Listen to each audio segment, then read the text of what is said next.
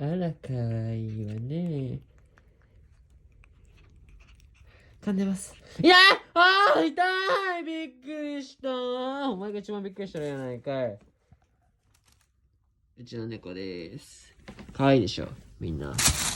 でもね、気違いなの。どれぐらいね、みんな気違いかっていうと、俺の部屋、こんな汚くて、頭おかしいぐらい気違いやんこんな汚くて。でもそれ以上に気違い。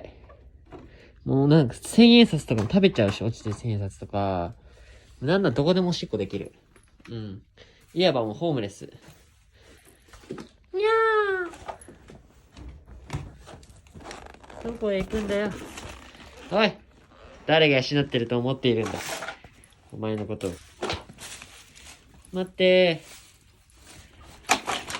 で、こうやって遊んであげてるわけ。これみんなからしたら、傍からしたら、いじめてるって思うやん。どこ行ったびっくりした。にゃー。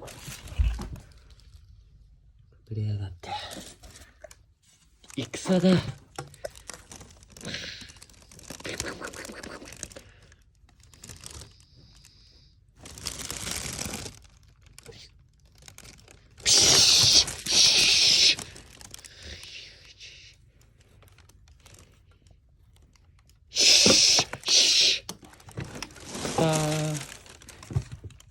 こんにちは。